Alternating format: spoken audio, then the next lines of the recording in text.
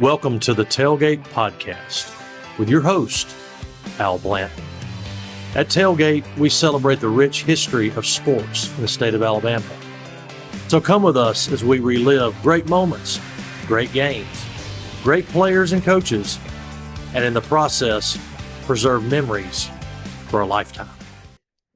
One thing is, so I have not been coaching in a long time. I retired from coaching in 2009, but I've got a 6-year-old basketball or 6-year-old, and he's playing 6 and under basketball. And we were in the Final Four of our wall win tournament last night, and we got beat. And so we're coming off of that. I don't know if you heard about that in California, but I mean, we just got beat in the wall win tournament. There were waterworks, tears were flowing. I'm coming off of this as we're getting ready for this interview. That's fun stuff. Too bad you lost, but it's still fun. Yeah. You know, it really is impeccable timing from our production staff, and we've got the former Alabama basketball coach on our podcast the day before perhaps the biggest game in Alabama-Auburn series history. Coach, what are your thoughts about this game and also each team in particular? Alabama and Auburn are both having great years. What's your take? Well, I'm excited for Alabama's program, and obviously, I've known Bruce Pearl forever as well, and Nate, and I've had them both on my podcast, and talk to those guys both regularly. But I tell you what I like about it, and all of the players that have ever played at Alabama, the coaches, we all kind of share in the same thought that, Alabama basketball has been really good at times, over the course of a 20 or 30-year period. There's been a few lulls, but overall, really good.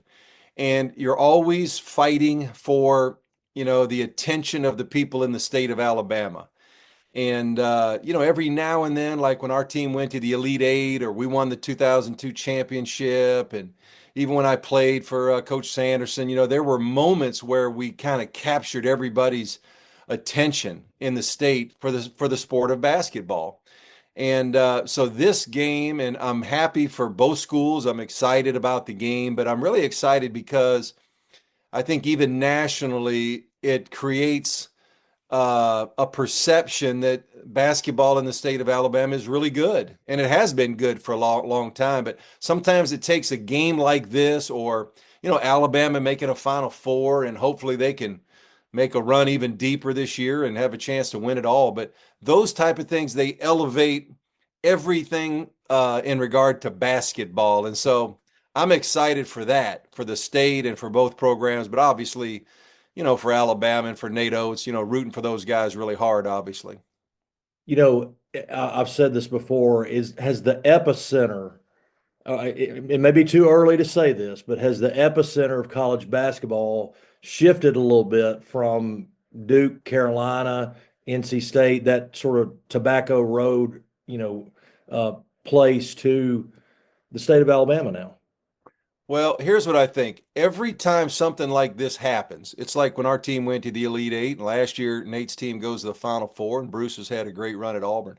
Every time something like that is accomplished, it's like one more step up the ladder, just one more step up the ladder. And, having coached at NC State for 6 years, and, the difference, obviously, with like the Carolinas and Dukes, and, I was at UCLA 7 years, is the national championships. And it's not just one of them either. It's a bunch of them. And, I think so, I don't know if we're there yet at Alabama and Auburn, but every time something of this kind of magnitude happens, it just creeps it one more level up. Now, obviously, at some point, if Alabama can win a national title, or if Auburn can win one, it does. That even is another step where people begin to get interested more in basketball in the state. When I was coaching there in my last couple of years, I was there 11 years. I got kind of grumpy about it, and I didn't handle it very well because, we had been to the Elite Eight. We had been ranked number 1 in the country.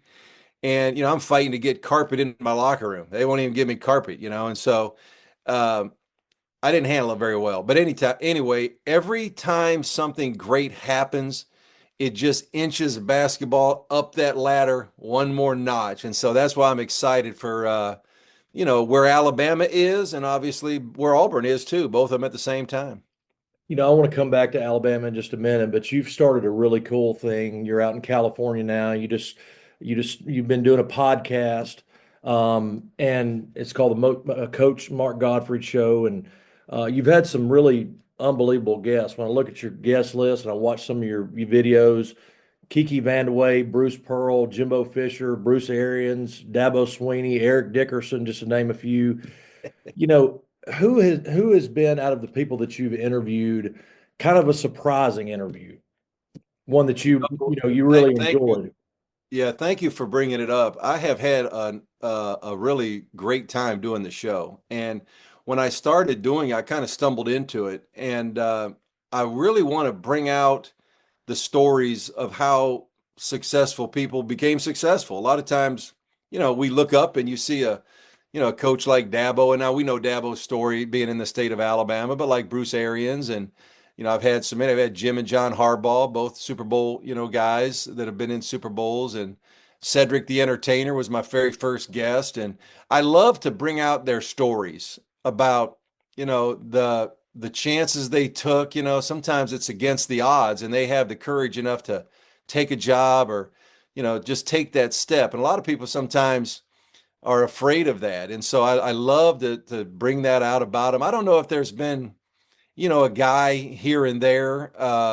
Jim Abbott, the baseball pitcher, pitched for the Yankees, pitched a no-hitter with one arm. How about that? Born with Great story. just Yeah. kind of right there above his elbow there.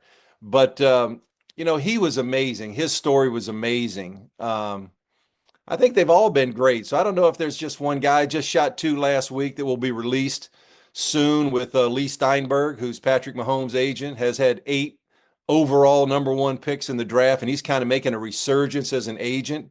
Colin Cowherd, I filmed with him yesterday, does the Colin Cowherd show for 3 hours every morning on Fox, and everybody has a story, and they're all interesting. And you find along the way that, they had resilience, they've been knocked down, they found a way to get back up.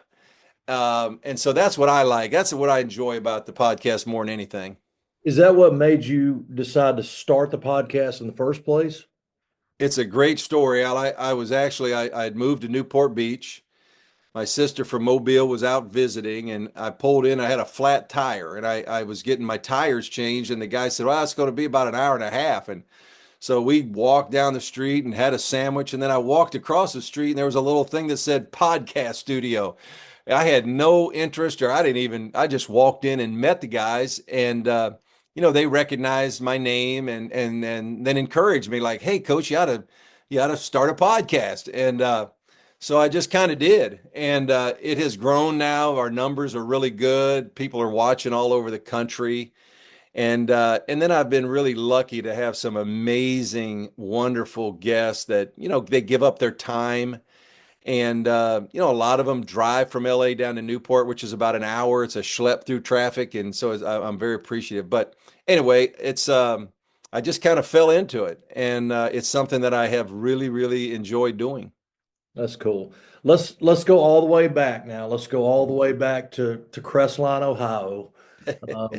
And I want you to paint us a picture of life in Crestline where you grew up in the 70s and 80s.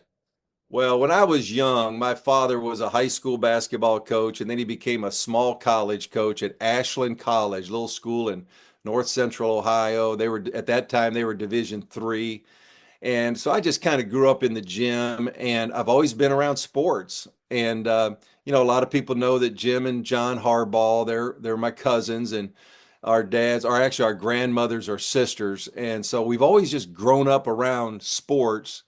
And then my dad had an opportunity to become the head basketball coach at Southern Illinois University. A lot of people forget that. He was only there a couple years. And when he got fired, he was like we all get fired at some point, but he wasn't sure what he wanted to do. And we actually took a trip to Naples, Florida. He was going to go into real estate of all things. And then he got the opportunity at South Alabama. Cliff Ellis was the basketball coach and the athletic director. He hired my dad as the assistant athletic director. We moved to Mobile, 1981, summertime. And then a year later, Cliff took the job at Clemson. And so he left, and my dad was able to become the athletic director there at South Alabama. And he stayed as the AD for 28 years, which is unbelievable. And he's in 5 Hall of Fames. How about that? My dad is unbelievable. But anyway, that's what brought us to Mobile. But, growing up in Ohio, I was young, shoveling snow in the wintertime, following the Buckeyes. We loved the Cleveland Cavaliers and the Ohio State Buckeyes way back then. But it was a great, great childhood. And I'm so thankful. I was always around sports. My dad's brother, Mike, was the head football coach as a high school coach. Then he became the coach at Cincinnati and Kansas and Pitt, and then worked for ESPN. So anyway, I was very lucky and very fortunate to be around that kind of atmosphere all the time. I've gotten to know Mike through his work with Team Focus. Mike and I have become friends, and I was able to go down to Mobile and speak for a Team Focus event. So, and I actually went to North Carolina, went to Raleigh, and was on a TV show at Mike's request. So, he's been a good friend for a long time now, and I think very highly of him. So, great guy. He's the best. And, for me, I always tell people this story. My Uncle Mike, and I was in my dad's locker rooms as a young kid, just grabbing towels, and, I'd hang around and, just do whatever, when you're a young person. But I can remember when my Uncle Mike, my dad's brother, Mike Gottfried, was the head football coach at Murray State. This would have been about 78 or 79, somewhere in that era. And I was probably, 14 years old.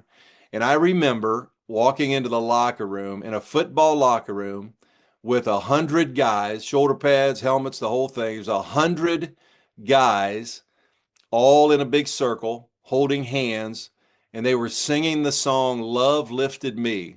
And I can remember sitting there as this young person saying, I want to coach. I want to coach one day. My dad was a coach, but when you see the impact, Yeah. especially, my dad, my uncle, and Jack Harbaugh was a coach growing up. I always looked up to Jack, Jim and John's father. But just kind of being all around that, it just got me excited that, hey, I want to have a chance to do that too one day, where I can have an impact on young people. So again, very, very lucky, very fortunate the way I was able to grow up. You finish high school at UMS Prep, now UMS Wright. You go to Oral Roberts for a year, and then you come to Alabama. And I've got to know Coach Sanderson across the years, and I've heard a lot of things from his perspective, which is always a very unique perspective. But from your perspective, what was it like playing for Coach Sanderson? I loved every minute of it. Coach Sanderson was tough. He was hard. And, a lot of people saw that gruff exterior, and that scowl on the sideline. And, but he's just a wonderful, wonderful person.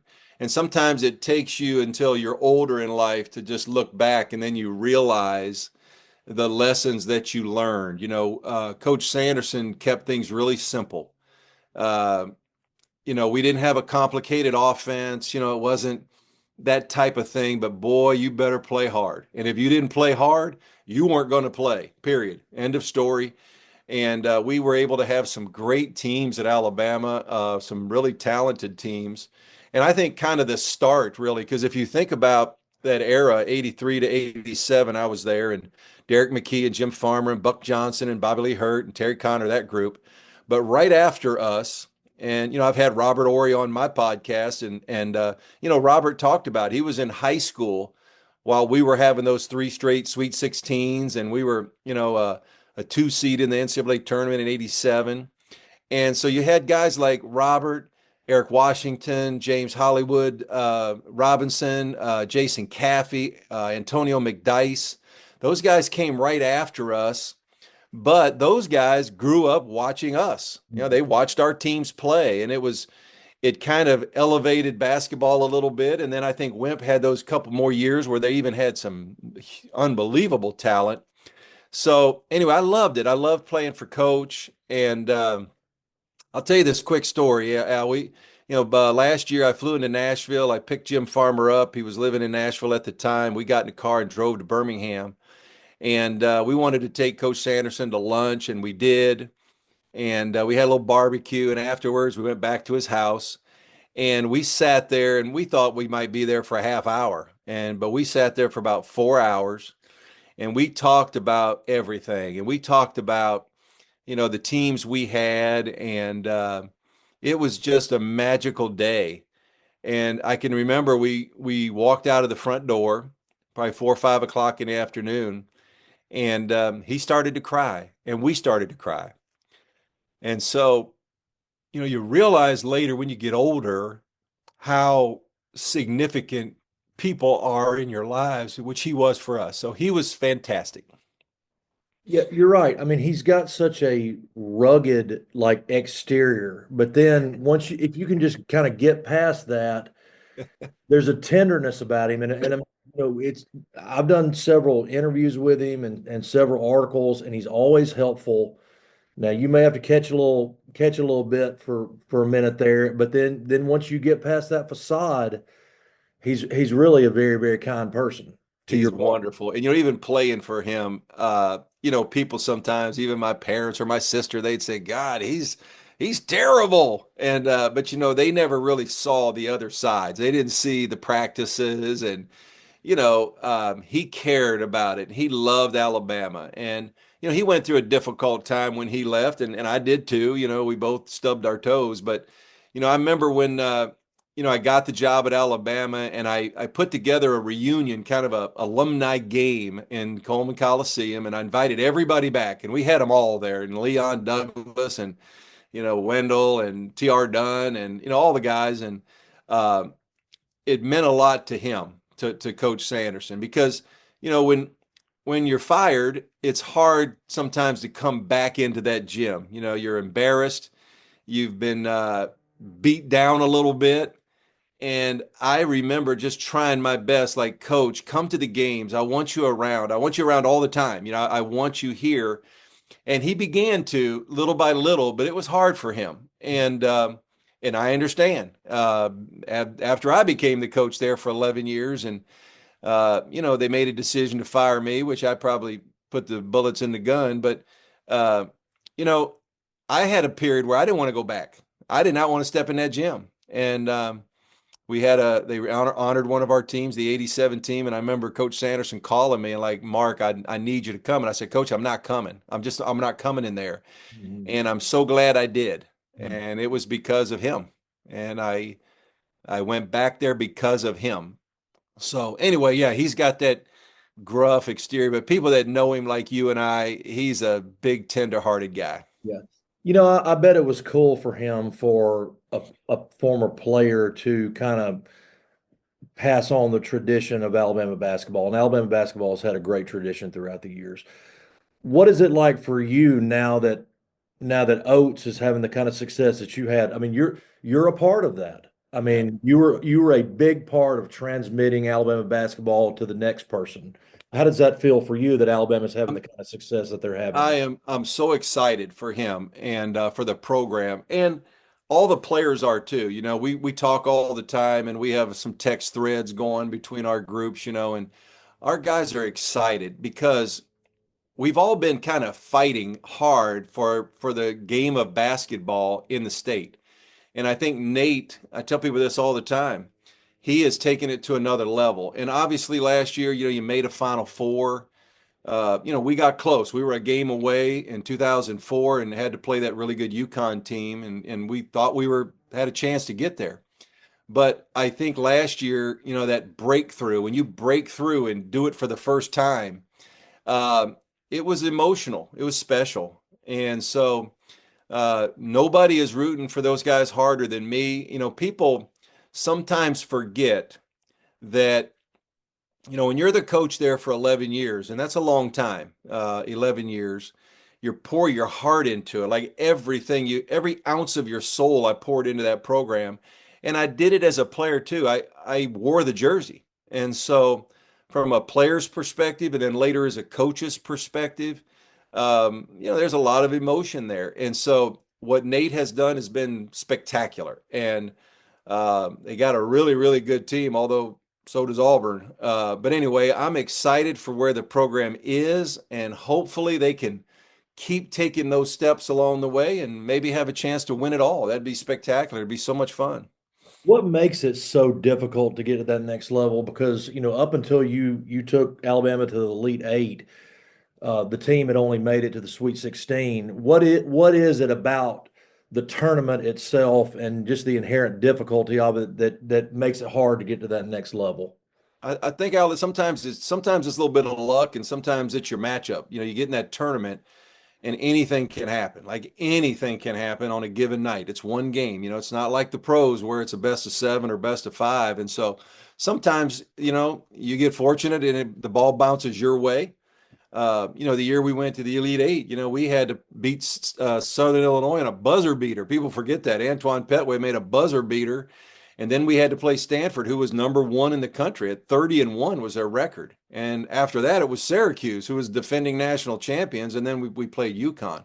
Sometimes it's a matchup.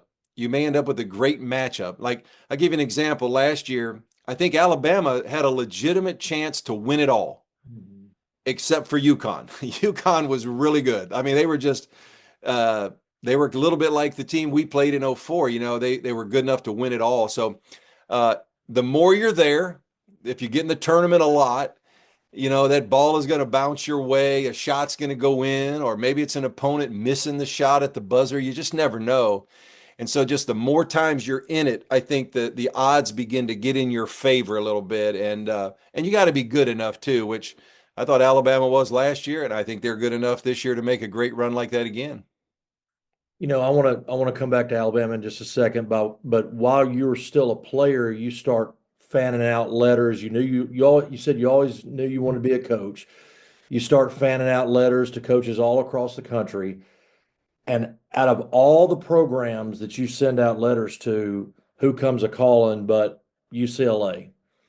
Do you ever just kind of sit there and think like, you know what? Providence was smiling down on me at that moment. I was so fortunate and I'm so lucky when I look back. And a lot of people don't know this story, and I'll share it with you right now. I was playing for Athletes in Action that year. I started sending out a ton of letters. I was engaged to be married in that August of '88. And I got a call from the Pistons to play in the LA Pro Summer League. And at that time, it's now in Las Vegas, but back in that era, they played at Loyola Marymount. So I was playing for Detroit in the Summer League with Dennis Rodman and a bunch of other guys, young guys at that time.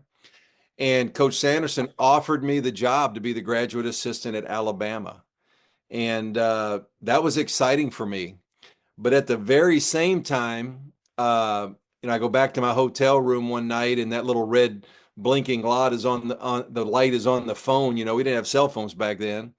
And I called, and my mom said, "Hey, there was this Jim Herrick from UCLA called," because I had sent letters to everybody in the country. And so what I did is I just woke up in the next morning. I grabbed a cab. There was no Ubers or anything back then. And I got in a cab and I took off to UCLA. And I walked in his office, shook his hand, and he looked at me like, "What are you doing?" I called yesterday. I just called your mom, or I called your house. And it began the process for me with Coach Herrick. And he eventually offered me that position as well, to be a graduate assistant. And I knew in my heart that if you can connect your name to a school like UCLA, it just kind of puts you on this fast track, which it did. We were able to win the national championship in '95. I was getting offered jobs left and right at that point, and I was lucky to get the job at Murray State. So anyway, it was definitely one of those things that it kind of fell my way, and I wanted to take advantage of that opportunity. I didn't realize this, but you were 34 when you got the Alabama job. Yep. 34. 33, I think. I think I was 33. 33, yeah. Yep, I mean, I know you played at Alabama, but what's your mentality when you take over that program? I mean, you're still a young guy. Yeah. Well, you got to think back now, and I'll say this. I hope I say this the right way. I was a cocky young dude, man. I knew I was going to conquer the world, and I was going to do it fast. And now that I'm 61 years old, I look back and go, God, I mean, it would have been way better for me to get that job at 42 or 43 than 33. What did I know? And if you think back at that time when I took the job at Alabama, my first year, Auburn was on the cover of Sports Illustrated. Chris Porter, he was on the cover, and they were preseason by Sports Illustrated, number one. LSU was rolling. Arkansas had just won a championship. Kentucky was rolling. Rick Stansberry was kind of brand new like me, and we were going to fight to the death, over every guy, he and I. And then eventually Florida became really good with Billy Donovan, and then Georgia became good. And the league today is unbelievably good. But I tell people, back in that, 98, 99, 2000, the league was pretty good. I mean, it was really good with great players. LSU used to walk in the gym at Tuscaloosa, and I thought I was playing against the New York Knicks, the way they looked. And so we had great teams, but I was young. I didn't know any better. I was challenging everybody. I was fighting with everybody. I was fighting with John Brady. I was fighting with Stansberry.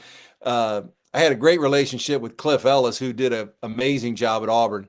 But in Tennessee was really good. So anyway, it was a great time. I was just young and dumb and trying my best, to keep my head above the water in a league that was really, really good, and I was really young. So there was no trepidation with you whatsoever when you took that job. It was like, let's go.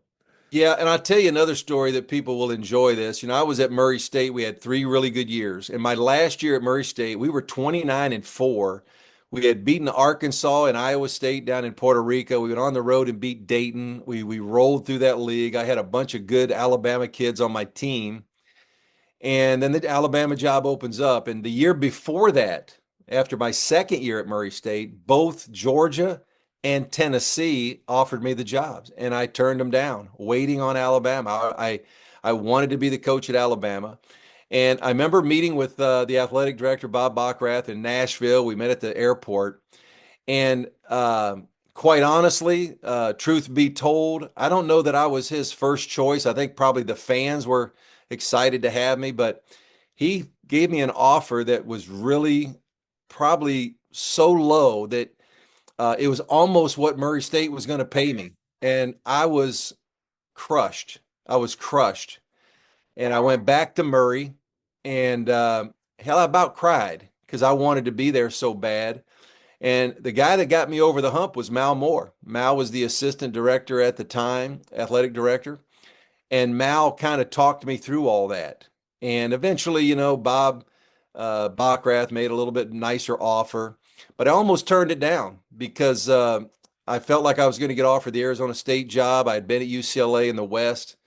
But anyway, it all worked out. And I'm glad that I kind of hung in there. And but the key in that whole thing was Mal Moore. A lot of people don't know that. And Mal was so good to me. But that's when our relationship started, he and I, and we had a great relationship all the way until he passed away. And he had a hand in bringing another coach in about 7 years later that did a pretty decent job with the football program. And Al, I tell people I could write a book because I don't know if Mal just felt comfortable with me and our relationship, but I talked to Mal Moore every day, about 3 times a day through that entire process when he hired Nick Saban. And he was sitting in that hotel in Miami. He would call, and people forget the old Rich Rodriguez, that he took the job and then turned it down. And so Mal, I tell people I could write a book on how that process really kind of went down. And at the time, Jimmy Sexton was my agent, and Jimmy was Nick's agent. And so, there was a lot of talk back and forth and trying to figure things out and from their camp. But there was nobody that I've ever worked with or for that was as good as Mal Moore, period. Like end of story. You talk about a guy that had a heart of gold now and wanted Alabama to win and be good. And the success that Nick Saban had there, obviously Nick Saban is, will go down as maybe the greatest one, to him and Bear Bryant, but he's right there, maybe the best. But Mal Moore deserves the credit, period. End of story. It's not close. And Mal gave Nick Saban everything he asked for on the front end. Everything from hiring coaches and increasing salaries for assistant coaches and facilities. And um, so, those national championships and the success they've had in football, it ain't happening without Mal Moore, period. It's just not happening. So anyway, I have a great love for Mal and loved my time there with him. It's funny that we bring this up because I used to write for a SEC football website called Saturday Down South, and my very first article that I wrote for them was called 38 Days: How Alabama Pulled Off the Great Heist of Nick Saban. And I chronicled from when Shula was fired to when Saban was hired. I tried to walk through that whole process. I should have called you, man. Now that I think about the people I should have asked, I should have called you. But it was a very interesting research project, and to your point, I mean, it was credit to Mal Moore. The article was about the tenacity and the perseverance of Mal Moore. So, And um, not only the hiring of Nick Saban, but I think Mal had the wherewithal. mhm. And when Nick first got in there, he was kind of rough and tough, and he's kind of mellowed throughout the years. But Mal could see if he hired the right guy. And you got to remember, I tell people this too all the time. I was the basketball coach at Alabama for 11 years. And in an 11-year period, we had 5 head coaches. I mean, think about that. 5 head coaches in 11 years. And, it was Mike DuBose, Dennis Franchione, then Mike Price came in, then Mike Shula, then Nick Saban. But Mal had the wisdom, and he could look down the road and basically say, if I give Nick Saban everything he needs, I'm talking about salaries to hire the right guys, creating positions. We had more strength coaches at the beginning than I've ever seen in my life. More high school coaches were becoming strength coaches at Alabama, and uh, facilities, all those things. And Mal Moore was able to see it and give Nick Saban a lot. And then obviously Nick was so good, he just did an amazing job. But without the administration that and the direction from Mal, it may not have happened like the way it did because Mal had that wisdom and foresight. What's the dynamic like between the basketball coach at Alabama and the football coach at Alabama? Do they see each other a lot? Do they talk a Yeah. lot? Do they talk coaching philosophy? What was it like for you? I loved it. I loved every minute of it. I got to know all of them really, really well. I was, with Mike DuBose, and then, obviously Mike Shula and I, our 4 years as players, as student athletes, were the same 4 years. So I've known Mike since we were, he was down the hall in the old Bryant Hall where we were living. Dennis Franchione was fabulous. I loved them all. They were all great, and we had great relationships with all of them. And then obviously when they hired Nick, but I sat in Mike Price's office, just he and I, nobody else. And when all that went down in Pensacola, and which obviously Alabama made a decision to terminate him. He and I probably had 100 conversations. I sat there and he kind of bared his soul to me. And I really, really loved that guy. I really did. He was a genuinely wonderful, warm person. And, obviously made a mistake like we all do in life. But, the relationship I had with all of them was fantastic. And the assistant coaches. I'm still really close to Dabo to this day. Dabo and I are really great friends. And it helped that I was at NC State and he was at Clemson, and our spring meetings were always together, football and basketball. But I've always had, and maybe because of my Uncle Mike, who was a football coach, I've had great relationships with all of those guys. And I was rooting for every one of them to do well and to win. And obviously when Nick got in there, it went to a whole new level. But I always had great relationships with those guys.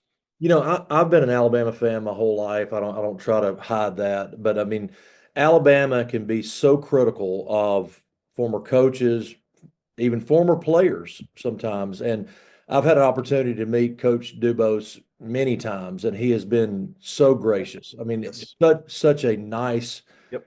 kind person, and I feel like Alabama, needs to forgive him at some level. you Oh, know. there's no question. And it's the old when you live in a glass house, be careful, throw some stones Yeah. because, usually, most people, not everybody, but a lot of people, they've put their foot in a bear trap themselves. And, when you're in a public position, and I was in that public position and I made some mistakes, but, a lot of people think they know the story and they really don't know the story. They don't really know. They know what they read, they know what they hear. And like Mike, like you said, Mike DuBose was he just was a really great person. I enjoyed every minute. He lived down the street from me in Crown Point, our neighborhood. He was right about 4 houses away, and so I'd see him all the time at night. And so anyway, it's tough when you're in it in a public profession, and I hated it for him. I hated it for Mike Price. I did. I thought Mike Price would have been really, really good coach at Alabama, and I had known a lot of people that knew him at Washington State. Uh, but things happen in life, Yeah. and mistakes happen, and anyway, you kind of keep moving on from them. Yeah. My theme song needs to be Greg Allman's "I'm No Angel." So that yeah, We could all use that song. And absolutely. a lot of people don't want to look in the mirror. They love to look somewhere else. And it's fun too to talk about, hey, I heard this and I heard that. And Yeah. there was so many things when I was there. I was like, that one's true, but that's not true. Yeah. And so I used to tell people the only people that really know is me. I know the truth, and I'm a big boy and can handle it. But it is difficult sometimes when you're in those public positions. When I think about that era of basketball, though, let's go back to that. One of the greatest moments in Alabama basketball history was that 2002 game against Florida. Petway makes the walk-off layup. Yeah. When it comes to all-time moments in your basketball career, where does that rank? Oh, it's up there. There's no question. It's up there. I've seen that last few seconds of that game many, many times. And, Darren Boatwright was my director of basketball operations. And, Darren later became the athletic director at Wichita State and dear, dear friend of mine. But, right at that moment, just turning in like that hug, that he and I had. And our players too, and I was so happy for the players. And it's almost sometimes if you look back, and you look at Antoine's story, Antoine Petway, and you think of that shot he made, and you think of his story. I'm not sure I've ever coached somebody that kind of overcame the odds more than him. And so for him to make that shot against Florida 2002, um, it was almost like fate. You look back, it's like a fairy tale. It really is like a fairy tale for a guy that I can remember going to his school last day of April after his senior year, at the end of the recruiting period, and we were a kind of a guard short. They had won the state championship. His father was the high school coach. Is this Wilcox Central? Wilcox Central, 4.0 GPA. I mean, he's got everything. And he had two offers at the time. It was Alabama A&M and Alabama State. And I remember we went to the library and we sat down and he leaned across that table, man. He was so ready for me to say the word scholarship. That's all he wanted to hear. And I told him, I want you to be a walk-on. And you'd have thought I took a pin and popped a bubble.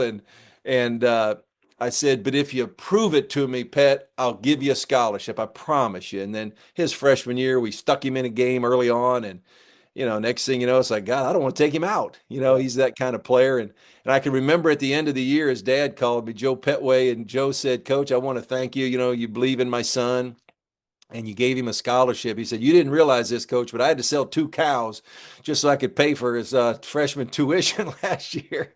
But he's amazing. But that night and him making that shot, and what an amazing game. Florida was so good back then with Billy Donovan and the players they had. Good golly, some of the talent that they had at Florida. So that would rank up there as one of the great, great moments of my athletic career. Let's talk 03, 04 season. I mean, when you think about players on that team, you think about Kennedy Winston, Ernest Shelton, obviously Petway. But really, the player that comes to mind for me is Chuck Davis, and I want to get this right. Has 19 points against Syracuse, 24 points against UConn. How critical was Davis during that whole stretch? Unbelievable. And, they honored one of our teams. I think it was that team last year or the year before. And I flew back to Tuscaloosa. And you have to remember, people forget this too. And we joked about it. Chuck told me, said, Coach, with the new rules, with the portal, I'd have been gone after my freshman year. And because he did not play much at all as a freshman. And matter of fact, I told Chuck this story. He knows the story. Christmas time came of his freshman year, and Chuck was a little pouty, and he wasn't very mature at that point, and you know, he wasn't doing very well. And I remember telling the coaches at Christmas time, I said, if Chuck Davis tells any one of you that he's going to transfer, don't you dare talk him out of it. Let him go. I mean, that was my position with him. And then his sophomore year, I brought in Tom Asbury as an assistant coach, and Tom Asbury really connected with Chuck. Tom was so good with big guys. And we opened up the season in the Garden in his sophomore year. And I think we played Pitt, and I think he had something like 24 and 12. It was ridiculous. And Chuck Davis just kept getting better and better and better and better. He just kept improving until that run to the Elite Eight. He was so good. He was so good in the first two games. We had to play Southern Illinois and Stanford. And Chuck Davis, boy, his footwork and how he improved as a player was just special. So, yeah, he was a big time part of that run to the Elite Eight. You beat Syracuse, and then you got to face UConn, and I mean UConn is absolutely loaded. I mean, Amika Okafor, Ben Gordon, you had Charlie Villanueva. I mean, how do you get past that team? Well, here's a great story. We beat Syracuse. We're in Phoenix, Arizona, and we come back to the hotel, the Sweet 16 game, and we're excited. I mean, our old team's excited, and now we're in the Elite Eight, first ever Elite Eight for Alabama. And we had a room set up that had all our video stuff in there. Back then it was VCRs and that type of stuff. And so we had a room that we could keep everything in. And so after with the meal, I walked in the room, and Tom Asbury, my assistant, was sitting there watching film of UConn and their game. And he looked at me and he said, "You want the good news or the bad news?" I said, "Well, give me the good news." He said, "Well, we're in the Elite Eight." I said, "Well, that's good. What's the bad news?" He said, "We got no shot against these guys. They're too good." They were, I think they had 9 pros. There were 9 guys that eventually played in the NBA on that roster, and they had kind of rolled through the tournament. Their average mark, I think they had one close game. It might have been the semifinal game in the Final Four, but they rolled through the tournament, and they were really good. And I've told people this one. I think last year with Nate Oats' team, if they play anybody other than UConn, Yeah. I think they're probably in the national championship game. And I tell people, go back to 2004, Georgia Tech made the Final Four that year. I think it was Oklahoma State. If we had been in another bracket and, playing against one of those teams in the Elite Eight, I think we have a real shot, going to Final Four. But UConn was just too powerful. They were just too many weapons and size and scoring. And, so anyway, that would end up being a tough night for us. And during that time, I mean, you're still a young guy. I mean, you're still a young coach. So what's it like for you going up against Jim Boeheim, and then let's turn right back around. Now we got to face Jim Calhoun. I mean, come on. I loved it. I mean, I loved that competition. And, again, I was so young, probably didn't know any better. But I went to a coaches versus cancer golf tournament about a month or two after that game. And I'm sitting there with Jim Boeheim, who's become he's a great friend. He's a great, great guy.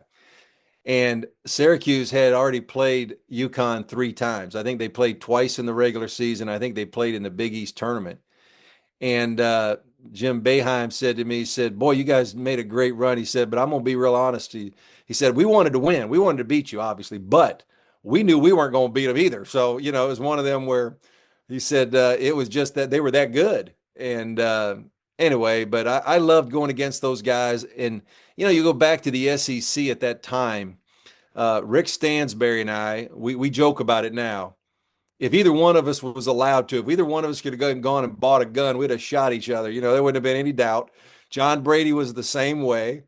But as we all get older, we've all, kind of buried all that stuff, and we're really good friends with all of them. But at that time, you're fighting for your position. You're fighting to establish yourself as a young head coach in the SEC, and so that's the way I looked at it.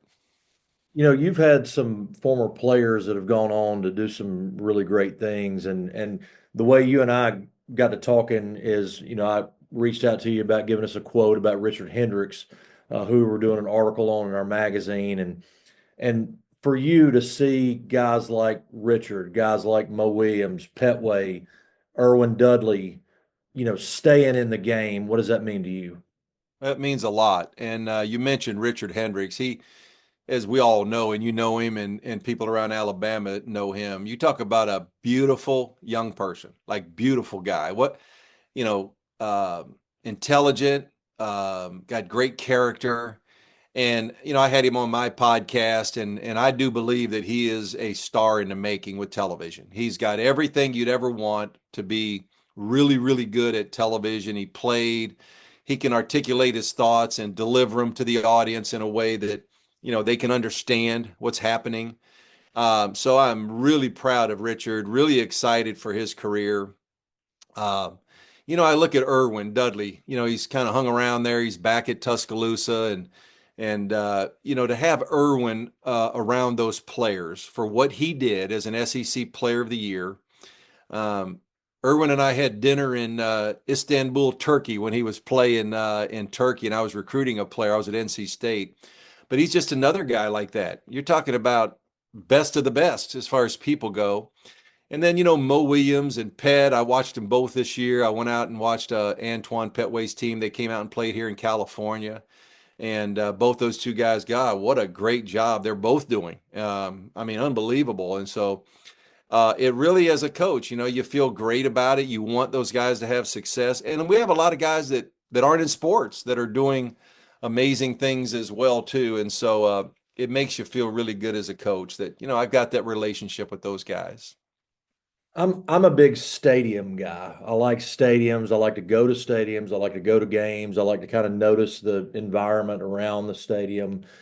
When you were coaching at Alabama, what was an away environment or away stadium that you thought, man, this is a tough environment. We got to go play these guys again at their home place. I know obviously Rupp is a big Yeah. is a big game, but Yeah. for you, what was kind of the toughest venue?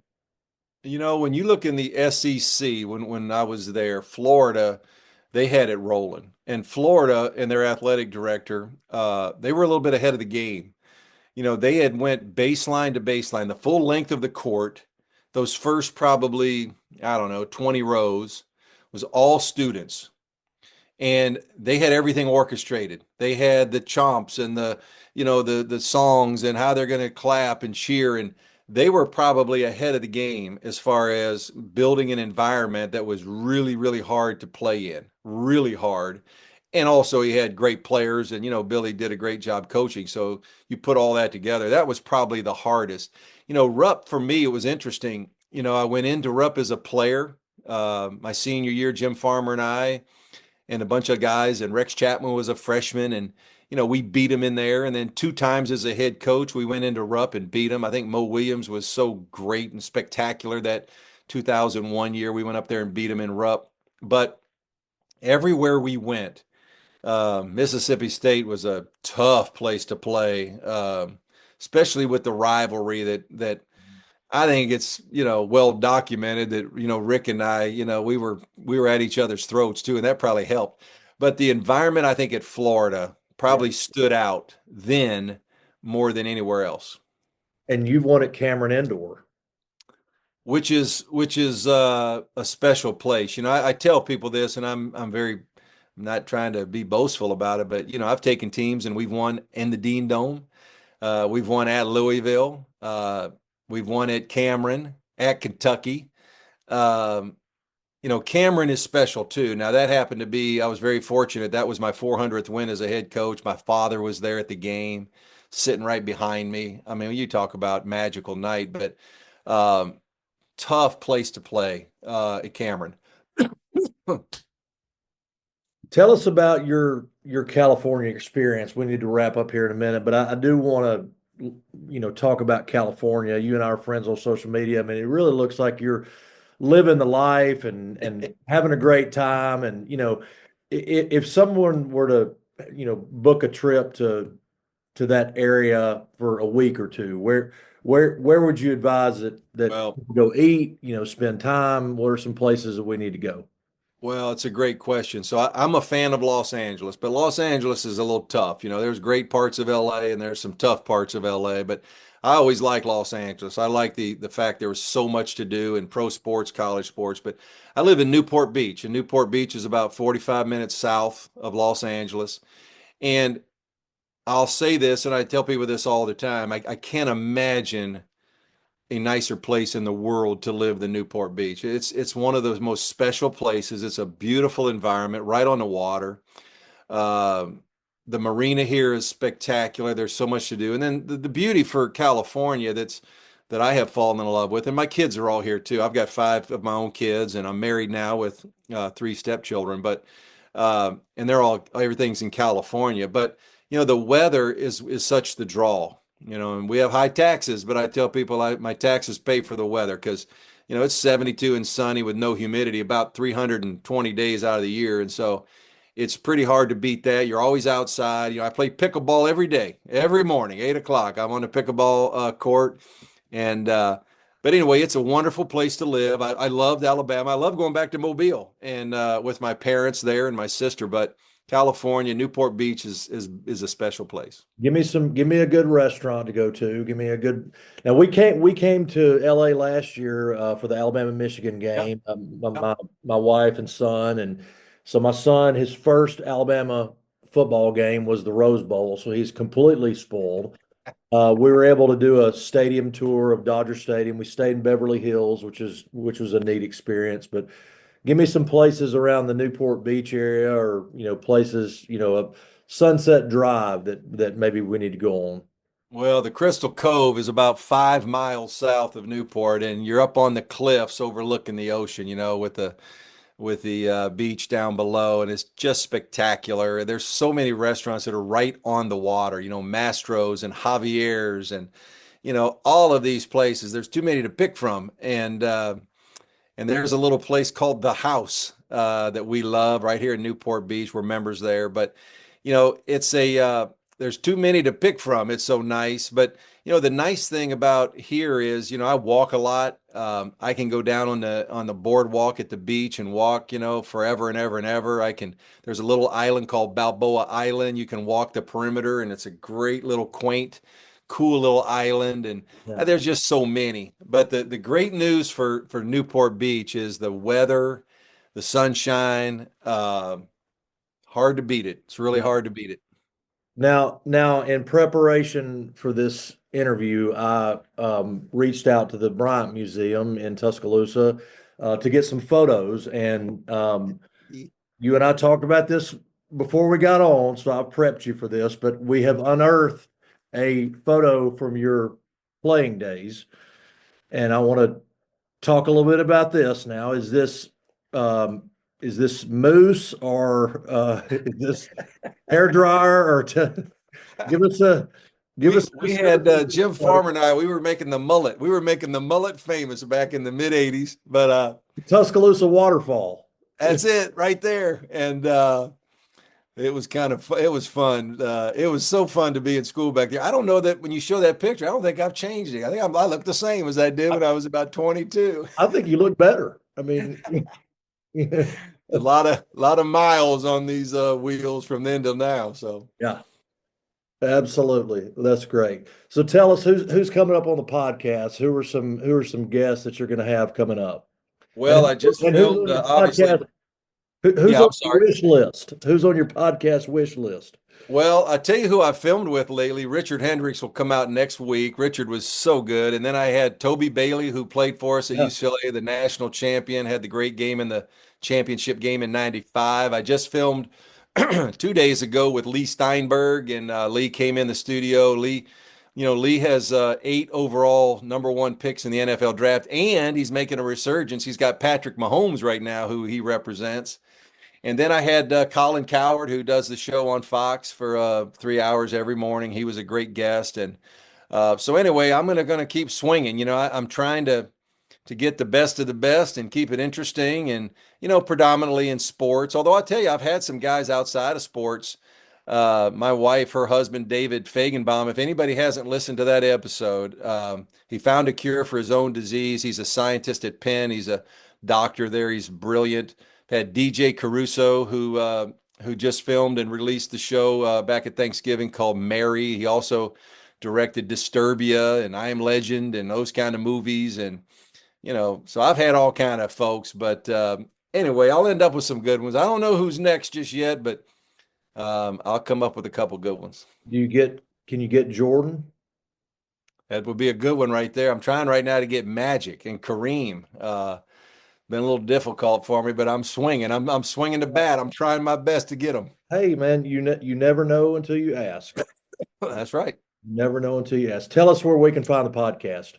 So everything is at www.coachmarkgottfried.com, and that's my website, and I do a lot of corporate speaking as well, and all that's on there. But then the other thing is, on Spotify and Google and Apple and YouTube, it's all over the place. And hopefully I'm hoping with it that the stories that are being told on the podcast, I hope there's a nugget in there sometimes just for somebody who happens to listen or watch and says, I can identify with that. I'm there right now, and I need to take this step. I need to have the courage to do this thing or go for it in such a way. So I'm hoping that there are people that have been impacted by the stories that these people are telling. Yeah, I'm with you. I mean, it's fun to have conversations, but if you can introduce something that's got an eternal element to it, while you're talking to somebody, or somebody can watch something that they can glean a life lesson from it. I mean, that's why you do it. Well, and it's like when my episode with Lee Steinberg comes out, and Lee and I talked about, he was on top of the world. He made the movie Jerry Maguire. It was about him. Mm-hmm. And then he had a couple of DUIs, and he kind of hit the bottom and filed for bankruptcy. But now he's coming back and again to land Patrick Mahomes. But there's a lot of stories like that, and people sometimes, you don't know that story about how somebody took a punch to the gut pretty hard, and you find a way to keep coming back and keep striving for greatness. So I love to bring those stories out with all of the guests and learn their journeys. It's been a great thing. Yeah. Well, Coach, I really appreciate your time. I really appreciate you coming on. It's been a blast. It's always fun to take a walk down memory lane, and I just appreciate you being here. Well, thank you so much for having me, and roll Tide roll. All right, Coach. Thanks so much. Okay. And that's a wrap. Stay tuned for the next episode of the Tailgate Podcast. And in the meantime, connect with us on Facebook, Instagram, Twitter, and TikTok. We'll see you next time.